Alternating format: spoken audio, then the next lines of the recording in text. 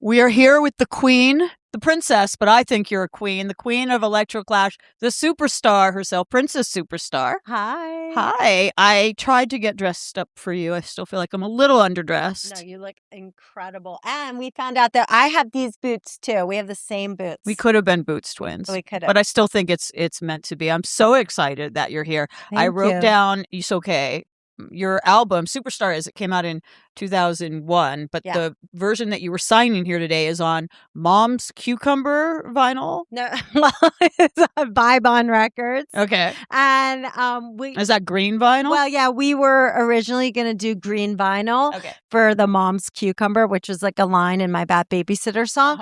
But actually, then the manufacturing plant made it pink instead because I think actually they knew who I was. Can't go wrong with pink. Exactly. They were like, oh no, she meant pink, I'm sure.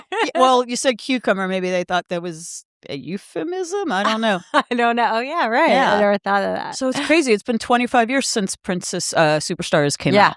25 years. Yeah. I can't even fathom. I can't believe it.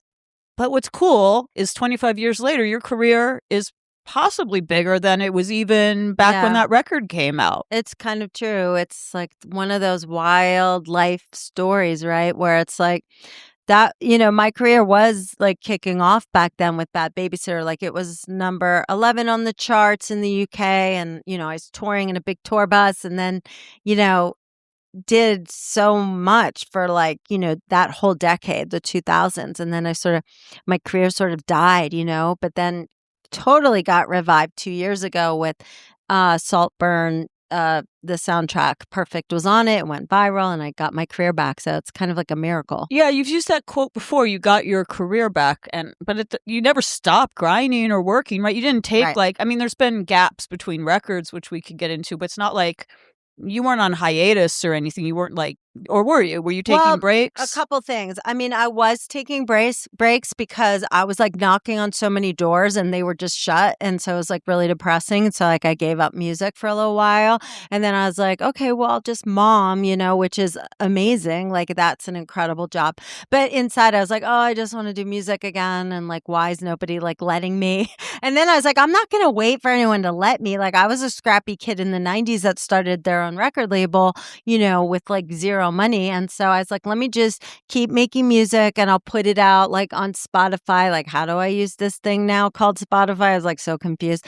And I prefer Cucumber vinyl over yeah, Spotify. Me too. And so then I put music out, but it would fail. Like it would literally get like 1,000 streams, but I kept going anyway. And I think that that's the message I really love to give to artists and to people, right? Like, just keep going. Like, you just never know. Because then when opportunity came, I was like prepared, Well, I definitely want to get into that. But yes, I have known you since Bad Babysitter. I worked for The Enemy at the time. Yeah. So yes, it's interesting. You said you went to number 11 in the UK and you might have had all your life some struggles with trying to get heard. But what do you think it was about the British audience? Because I hear you and you sound quintessentially American, you don't, you sound very American in the best possible way, like New York and all that. Yeah. What do you think it was? Because that's like a phenomenon that's happened before. Like the Strokes got big there first. All those kind of bands of that era. Sound System. Yeah, White Stripes actually got bigger there first. That's I think even Jimi Hendrix back in the day got bigger. That's there right. first. That's right. What do you think it was about the UK that was into what Princess Superstar was doing? I think they're just forward. They're just cooler. You know what I mean? Like, that is true. Musically. Yeah. Maybe. Do you think it's because like, did they see you, not in a bad way, like I was about to say novelty act, but I mean like, was it sort of exotic that you were this like street tough New York lady? Yeah. They loved that. And they loved, obviously like they were like, oh, she's funny. And they love humor. You know what I mean? They have like such an amazing sense of humor. And so I think that was the funny thing that I was like, this like white girl rapper, they called me Feminem or whatever. Remember this? Yeah. That's there were. Yeah. I mean, there still aren't very many. There's not that many female rappers back then. Yeah. Even fewer white ones. Still very few white ones. I mean, Iggy Azalea had some success. Right. But yeah, like even that was. How did you get taken seriously? Because I mean, you worked with Grandmaster Flash, you worked with Kool Keith, Prince Paul. So like, obviously, you got taken seriously. People did not think you were a novelty act, but like, What was it like kind of blazing that trail back in 2001? Is really hard actually. And I don't want to it sucks because you don't especially in this day and age, be like, oh, it's so hard. I was white, but it was hard being a woman doing this art form, right? It was so hard. I remember back then I would go and do these shows opening up for Dilated Peoples and Beanie Siegel and and huge hip hop because I was squarely in the hip hop milieu, and it was so hard. And if they liked you, it was all dudes. There was no women in these audiences. Okay, I don't know why, but it was dudes, and they were like this. And if they liked you, and you got a head nod and a shoulder like this, that was good. That's why I started rapping over dance music because electro clash was happening, electro at the same time in Europe, and I was going all the time to Europe because that's where I was famous.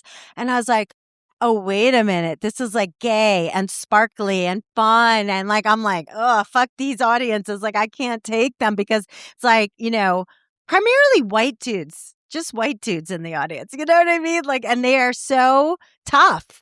They were tough, and but the actual hip hop community, at least some people in it, they embraced you or gave you a chance. And I loved them, but it was really funny.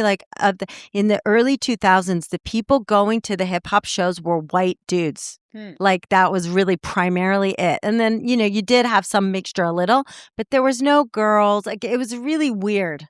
So I really just went straight into the electro thing because I was I can still rap, but I need a better environment for me, And also if they didn't like you, what I just left out was that they'd throw things at you.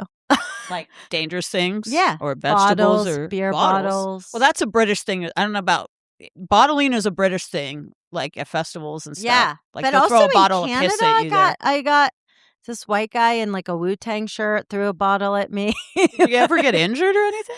No, because I was very, good, quick reflexes. And agile. Even in shoes like that, you could jump dude. out I of the was way. no, I'm not getting fucking hit by a bottle. Hard blazing that trail for sure. I mean, yeah. But I just knew one thing. I wanted to rap. That was it. I didn't know the politics. I didn't know anything about it. I just was this is the art form I want to do because I love that you can, with rap, you can do different things than you can with singing. So I was that's what I want to do. What was the first early rap that you got into that made you want to do that? Well, I remember first hearing Curtis Blow on the radio. It was pirate radio. It was I was really young. And I was why is this guy talking on the record? He's not singing, he's talking. And I was Dad, what's happening? Because I was brought up on classic rock. And I was Dad, he's talking. Why is he talking? He's that's rap. And I was oh, that's so cool. At one time, people literally thought rap was going to be a passing fad too. Oh, yeah. And my dad sort of was like that too. He's I don't know. I don't really get it. And I was I know, but it's cool, right? And he's I don't know. No. He's yes is cool. And I was okay, it is. But but you grew up mostly in New York, which is the Bronx is the birthplace of hip hop. I was born in New York City, and then we moved when I was 3 to Pennsylvania, and then when I was 17, I moved back to New York too. What a perfect age and time. I know. It was so crazy. Late 80s. It was so amazing. And that is really where I, got really into hip hop because it was just so amazing. Tribe Called Quest and, and all that. And there was ciphers, in Union Square and stuff like that. And then there was this record store called Fat Beats, which was the quintessential hip hop store. Eminem had one of his first songs on a Fat Beats, or on Raucous Records. That's what it was. And so that's how I got into it. So you talked about Electro Clash. It was a short-lived trend. Maybe I think it's coming back now. People call it indie sleaze, or you hear the sounds, you'll hear it in what Charlie XCX is doing. You'll hear it in with the Dare. Yeah, I love the Dare. Mm-hmm. I like the girls who do drugs. Yeah, I'm super. The minute I heard that, I was okay, fun is back. Yeah. But Electro Clash, even though it was a short-lived movement at the time, and maybe not taken that seriously at the time, I remember there was a lot of critical disdain for it. I think it was very important. It was it was actually quite dominated by a lot of women, like Chicks on Speed and Peaches and yourself. And it was very sex positive, and it was very queer positive, and it was about having fun. And I'd love to know your memories of that time, because I'm happy to see it come back, but I'm waiting for like the Electric Lash documentary or oral history. I think it was a lightning bolt in time. Yeah, it really was. I mean, it was so amazing. What I really loved the most about it was that you really had all the music genres blending. And that's something that I was always super into anyway. Like you had punk with techno, with hip hop, with classic rock. I mean, that was really when mashup started happening. And here in the US was Z Trip, but then over there was with Too Many DJs. And they were like, I remember hearing What were they? Too Many Soul Wax. Yeah. I heard like Missy Elliott rapping over AC/DC, and I was like, what the fuck is that? Like, what is that? Because that was really my childhood, like I had the AC/DC, but I was also into hip hop. Like, I was like, oh my God. And that's part of why I wanted to become a DJ, which I did too. Cause like I was so influenced. I was like, I love that you can mash up everything here. And it was wild and free and fun. And like, yeah, like you said, like, just like, it was a real like kind of nod also to the 80s, like new wave, which is like what I grew up on as well. And then just really like queer and sparkles and fun and like not taking it too seriously. And I really love that. I don't know if you agree with this, but I almost felt like the backlash that came, and it came kind of fast, was almost like the backlash that disco got in 79, where because it, people can have theories about why that was, but it was clearly there were a lot of people that didn't like disco because it was very gay, and it was also like a lot of people of color in it, and it got dismissed as being like cheesy music of no substance, while it's all about, yes are fine, by the way, but it's not real music. Yes is real music. And now everybody loves disco and like reveres disco, and you hear it still now. Like, what are your thoughts about that? It's funny that you say that, because like there was like a kind of seriousness coming out of New York, which was like LCD Sound System and Strokes, and that and that kind of crowd looked down on us. Like, you know what I mean? They were like the Sharks and the Jets. Yeah. And it was like, oh, and like Electro Clash is embarrassing. Like, it wasn't music of substance. There was that thing going on, and they were like the cool kids. And then we were sort of like I don't know, like we weren't as cool, like, or something. Like, it's so funny. It's so funny that I forgot about that. I forgot that there was, and even like Larry T.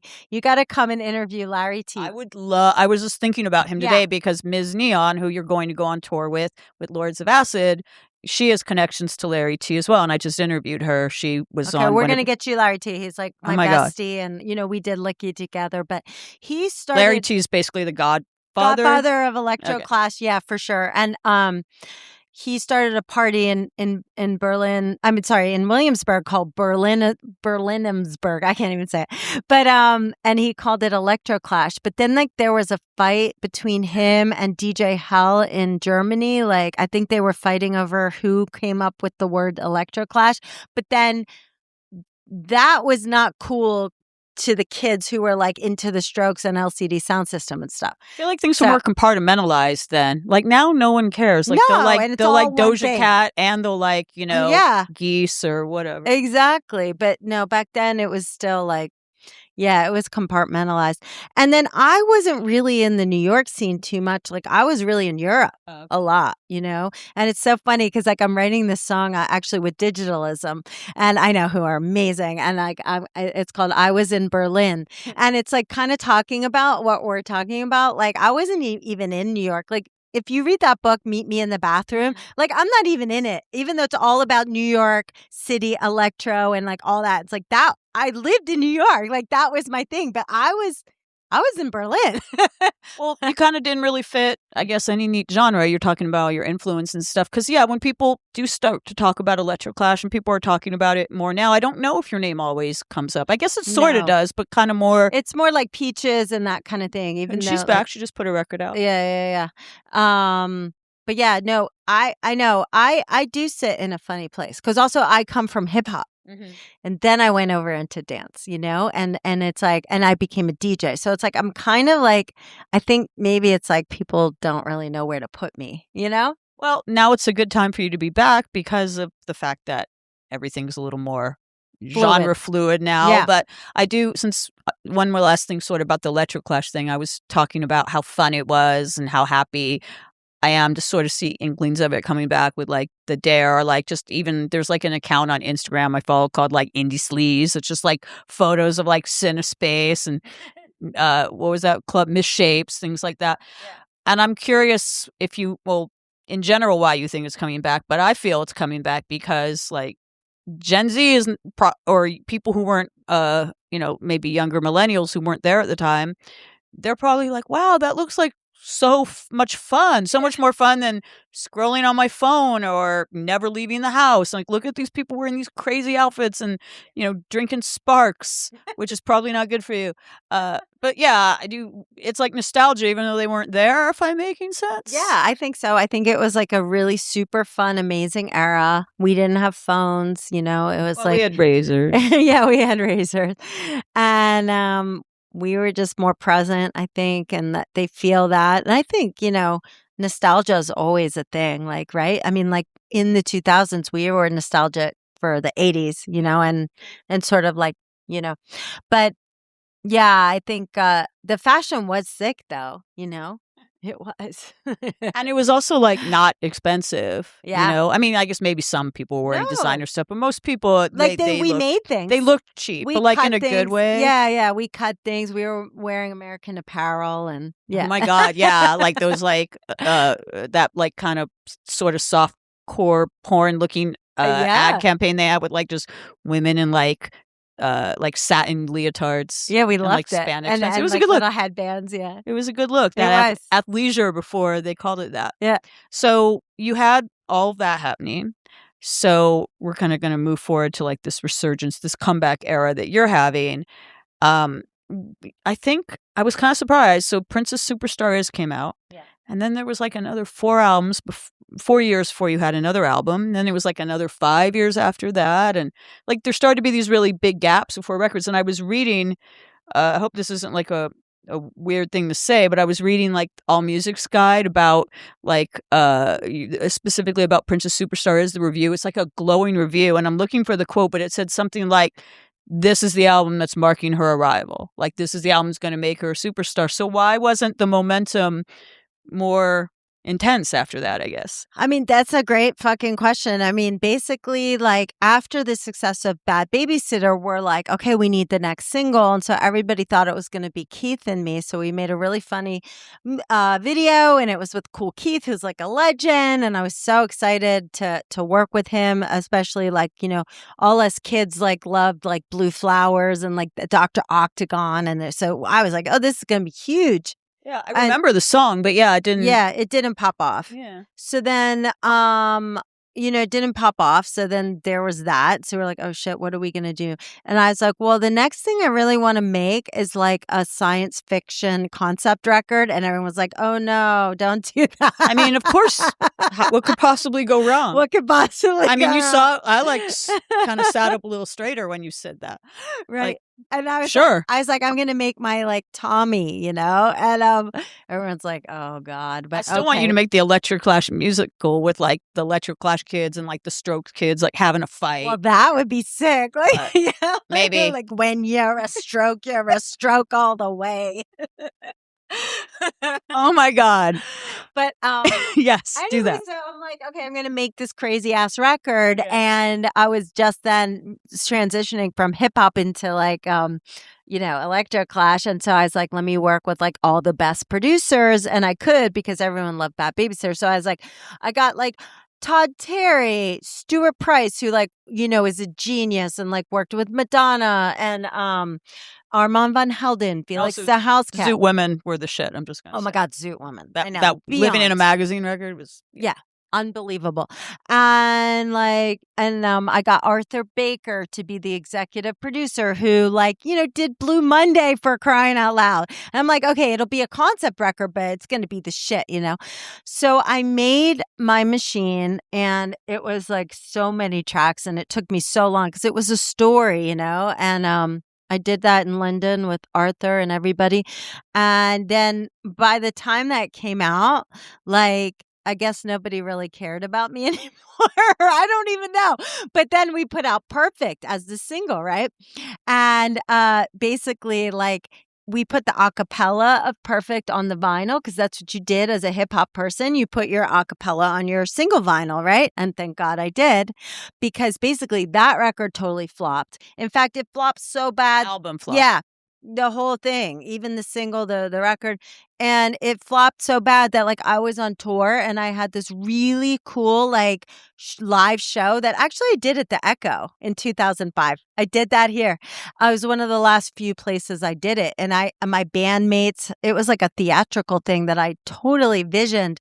And the label pulled out their tour support in the middle of tour. They're like, this record's not selling. So that's it. We're canceling all the dates. And I was like, oh my God. So that was devastating. 2 years later, they called me up and said, somebody put the acapella of Perfect over Exceder and it's blowing the fuck up in England. It's now number 3 on the UK charts. This is 2007, 2 years after the record. And then that catapulted me back into the spotlight again. But it was a really weird thing because the label Ministry of Sound didn't put me in the video. So people did you make money, not with going into legal stuff, but did you make money off it? Did you make I made money. royalties? Okay. I made money. Yeah. At least there's that. But people were like, wait, the Bad Babysitter Girl is the perfect girl, because it was already 6 years. So nobody, I don't know, my branding got all fucked up, which is, yeah. So anyway, but. So then you did put out a couple. I think your last album didn't come out till I think, was it 2013? Yeah, then the last. So you put out a couple more records. Yeah, I put out singles and things. Licky did really well, and then I put out singles and things and collabs. But then, records. I don't know. I was always really kind of slow on the making of records, which in retrospect, I wish that I wasn't, But it is what it is. And now, what's really cool is that I'm working on my next record, and this will be the first record a full length that I put out in 13 years. And you've done a couple interviews where you have said you think it's the best work of your entire 30-year or so career, or the work you're the most excited about or most proud of. So tell me, I think a couple songs have come out from it already. A couple songs have come out, but the whole thing will come out in the fall of 2026. And I'm working with amazing producers, both who new, Oscar Scheller, who produced Pink Pantheress. Wait, he did? Yeah. I know him as a recording artist. Oh yeah, I like him as an artist. But I didn't know he produced. He's an incredible. Yes, he's got a #1 right now with Pink Pantheress and Sarah Larson. Good for him. He's great. Yeah, and he's such a sweetheart. He went by just Oscar though, yeah. I love that you know his records. He'll be so happy. I didn't know he produced it. Yeah, so I'm working with him, but then I also have a song with Hervé, who made Licky, and Rai Rai, and so I'm trying to mix up the old school and the new. Laid Back Luke is one of the producers. Also, Konstantin, who produced Dance Monkey, which was a global #1 in 40 countries. That song is sick. Let's see what it does. But anyways, the point is, it's a really fucking amazing record. I'm so grateful for it. I don't know what it's called yet, but I'm toying with her magnum opus, spelled OPUSS. Yeah. I mean, I feel now you said it on camera, it's just... now it's gonna happen. Yeah, maybe. I feel now that it's out there. I mean, that's pretty great. That's pretty great. That's awesome. And I have to shout out Bybon Records because they reissued my record, which is it's so amazing to see that. I'm so grateful. They reissued Princess Superstar Is, and also My Machine, the record that flopped. And by the way, another science fiction one-off show at the Echo Yeah, so I I mean, can my go this dream, time? yes, Drink some Sparks and head over? yeah, exactly. Even still. My dream is to like revive My Machine as like a theatrical piece. Like that is one of my dreams. Like I do love the story, and I think it's like it actually was kind of a little psychic. Like I mean, even Grimes tweeted that she was like Princess Superstar. Like was I forget what she said in the tweet, but it was like My Machine is like totally like today. Like What was the storyline in an elevator pitch? oh, it's just like about like a megalomaniac. How do you say that word? Tired. Megalomaniacal? Yeah, A that megalomaniac. that artist who like wants every single position on the chart of the book chart, the music chart, wants to win all the Grammys, all the Academy Awards, and so she makes clones of herself so that she can have all the so it's really about like artistic ego, but it's also more than that. Like it's really about ego and the death of the ego, and also a lot about like corporate branding, like Yeah, you basically predicted the future. It's your fault. yeah, I predicted the future. It's not your fault. Sorry. Sorry. You should have made a concept album about me winning or you winning the lottery or Or something. something. But yeah, no, I mean, Yeah. you were fresh and obviously you kind of did you see something on the horizon that like pop culture was going I that way? could already see that it was already happening, you know. Yeah.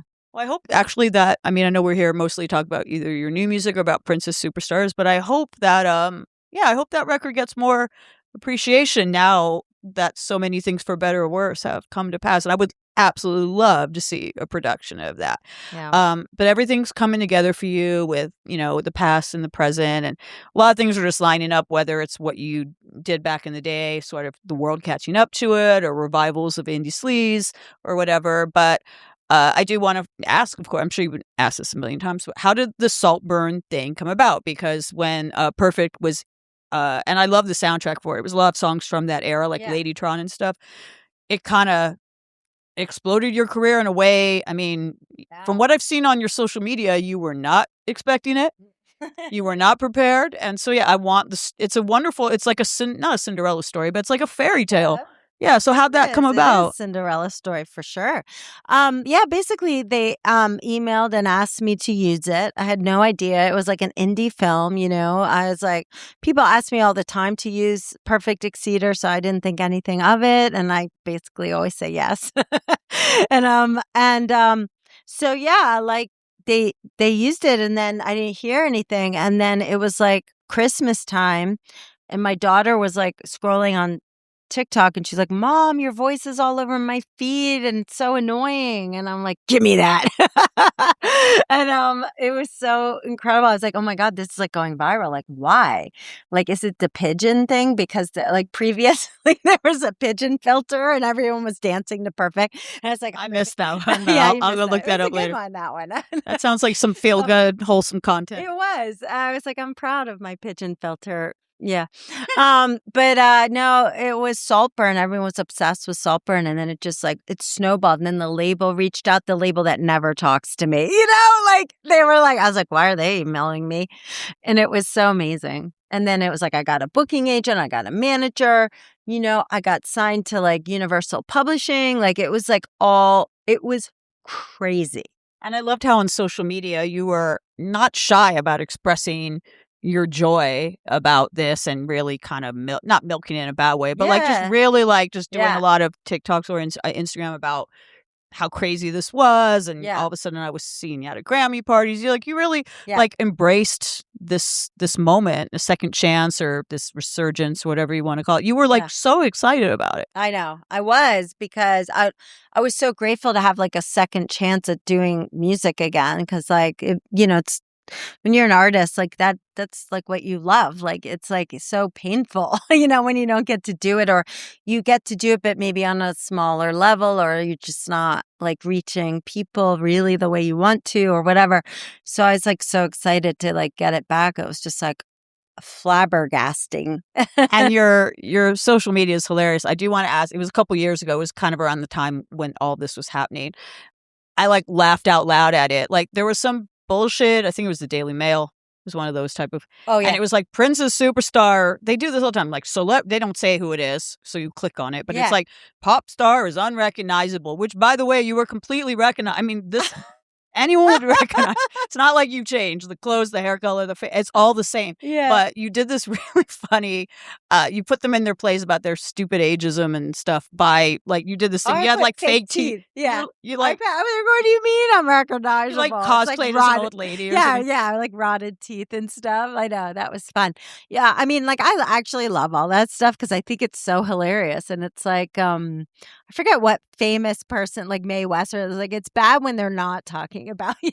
But that ageism is so lame. I mean, as a woman, you know, a Gen X woman who's been doing this for a while, like, no, like what am I supposed to look like? Like I'm older. but you literally, I mean, even if you didn't look the same, it wouldn't be cool, but you literally look the same. Thanks. Like the shoe, I mean, you look the same. Thanks. I mean, maybe a little bit older, like all of us do, but it was just kind of like not even a true headline. But like, was that something you experienced in your life? Just as a pop star or whatever, ageism is like basically once you were no longer I in think your so. 20s. Yeah, a little bit. I mean, I think like, you know, it's just hard. It's hard. No matter how you slice it, music is hard. So then if you add aging onto it, yeah, for sure. You know, but it's like, what am I going to do? I'm not going to complain because it's like, again, it's like complaining about like being a white person in hip hop or whatever. It's like, you can't really complain. Like, okay, like, yeah, this is the way the world is. It's like either I'm going to fucking keep doing my thing and like bust through or not. Like I have a new single, the one with Constantine. It's called Tough Titties. That's the name of it. So it's like tough titties, dude. You got to just show up. Who cares what the world is doing? You got to follow your passion, you know? And I also love, not only are you not seemingly upset about getting older, you had a song called Getting Older. I have the whole title, Pussy Still Pop. And I think, didn't you put that out like for your 50th birthday or whatever? I did. That's the best way to celebrate. And that was one of the ones that like I put out and like, you know, it got like 0 response. Now it will get lots of response. That's right. I mean, I feel like well, it doesn't have to be a woman, but anyone who's like turning older. Yeah, and is unhappy out about whatever age it is, whether it's the big 40, like 50, whatever. Yeah, even Play guys, that. like your pussy still pops even though you're 50, like, you know? There is no, expiration date. Pussy pop cutoff date. Awesome. I just think it's awesome. That needs to be like the new like birthday anthem that people do I know. at karaoke or whatever. But you are like the queen or the princess of reinvention. So totally random question because you're talking about how you do DJing as well. Like you were instrumental.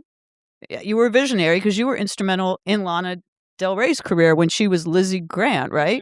Didn't you like produce her back in the day? I did, yeah. And you kind of reunited pretty recently, like when you were having this resurgence at a festival. Yeah.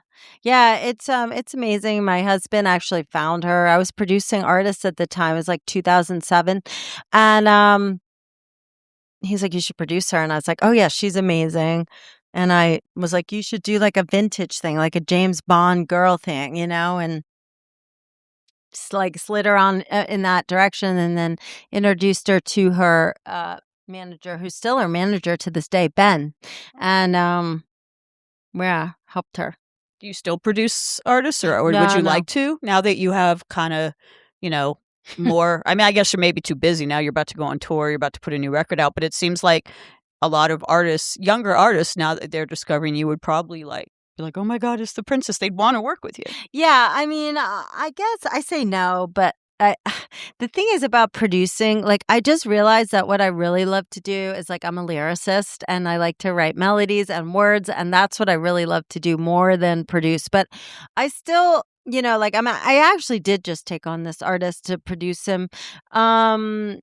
But in general, no, I don't really feel like Who was the artist? Is it? Oh, his name is Moses, the artist. Yeah, okay. He's really good. And so we'll see what happens with that. But and speaking of writing, is it true you're writing a memoir, an autobiography? Yeah, so I did. I just got a little tiny book deal with this UK publishing house, and it's a memoir. Is it going to be your whole life or just like a certain like segment of your life? I'm probably going to try to make it my whole life. Yeah. Great life. So yeah, I'm like really actually nervous about that. So I'm going to talk to you about writing a book after this. It's going to be great. I mean, just us talking now, I mean, I think we've only scratched the surface of the stories you could tell. I guess we should save some for the book. But like, you've worked. What's like the biggest pinch me moment of your career besides the Saltburn thing? Like, because like I mentioned, you've worked with Grandmaster Flash. You were instrumental in Lana Del Rey's career. You had, I'm sure you played a lot of crazy festivals. You had a science fiction musical. You've done a lot of cool shit. What's like the biggest like, holy shit, I can't believe that was my life? Well, I think it was when I got to open up for Morrissey. I was like, dude, this is like I'm gonna die. Like I'm gonna die because I was like a little like 16-year-old emo kid listening to Mita's Murder, like just like I'm crying and like, like, and that was crazy. Serbia, it was in Serbia and like Morrissey. And I'm like, what is even happening? Yeah. And I really don't remember much from that day, except for the fact that I was DJing. And I remember I forgot to paint my nails and the Jumbotron kept showing my hand. And I was like, and I was like, Morrissey. Like, I couldn't even be present. I was just like in love with Morrissey, So that was something special. And then working with Grandmaster Flash was also a pinch me moment because I was like, this is like the godfather of hip hop. I was so nervous. And his studio was like in his kitchen. And below his kitchen. So you have to walk through the kitchen and it was just like supplements everywhere. And I don't know if you've ever seen it, but like in real life, he's like, he doesn't age. Like he looks he's very He is recognizable. Yeah, he's very healthy. So it's like all his supplements. And I was like, I can't believe I'm in Grandmaster Flash's kitchen. And like, what am I doing here? How did the Morrissey fans in Serbia, like, how did your set go over with them? I'm trying to even picture how that bill even happened. I don't even remember. I remember it was like thousands of people. And I sort of like really sort of like, I think they liked it, but I was really just like not there. And it's funny because normally I'm really there when I perform, but I was really nervous and excited. And yeah. That was not the answer I was expecting, but I will accept that answer. That's pretty great. You saw how I reacted when you said that. Yeah. Like, God, the aughts, I don't know what year that was, but the aughts, they were very random. Yeah, they were random. That was so cool. You do like random shows like that don't make sense. It was cool. But it all eventually made sense. Yeah. So we got the memoir, the science fiction musical revival, the Electro Clash musical, the magnum opus album that you said is going to be in the fall. Yeah. And you're going on tour with Lords of Acid and Ms. Neon very soon. Yeah. Anything else you got going on that you want to? No, that's a lot. That's a lot. Yeah. Just trying to take care of myself, take care of my daughter, like. How old's your daughter now? She's 14. How does she feel about all this? I mean, she loves it, but also she's 14, so it's also somewhat cringe. Like, even coming over here, you guys, there's a Chipotle like right near her, and she was like, "That's an embarrassing outfit for Chipotle," and I'm like, "Okay, well, that's going to be the name of my new record." Or we can get you an endorsement deal. Too embarrassing for Chipotle. We'll get you an endorsement deal with Chipotle and make it happen. I disagree with your daughter. I mean, I kind of am of the mindset of when in doubt, always overdress. It's always better to be overdressed than underdressed. I know. No, she's amazing and we're really tight and I love her so much. And she's a musician herself. She's like so talented and has a little record on Spotify all about like how middle school sucks, which is amazing. It's true. So her name is Siren Ortega and she's on Spotify and she's got 40 monthly listeners, which is amazing. Did you produce her music or does she does it herself? I mean, I sort of like she doesn't really let me. Like, you have to understand the mom like doesn't get to do anything. So I'm like, do you want me? No. Do you want me to? No. So I helped her a little in that. Like, I got her a studio and I just kind of kept myself quiet. But then she does her own stuff on GarageBand. That's like really good. And yeah. That's so cool. Yeah, you're not just a mom. You're a cool mom, and I'm sure she realizes. Yeah, I think she does. Yeah, that's awesome. Well, you're the coolest. Oh, I was so excited you were coming here. Thank you. And I'm so excited for everything that's happening for you and everything that comes next. And I will read the hell out of that book when it comes out. Oh, thank you. I want to read yours. Awesome. Yeah, thanks. Great interview. Thank you. Thanks, everybody. Bye.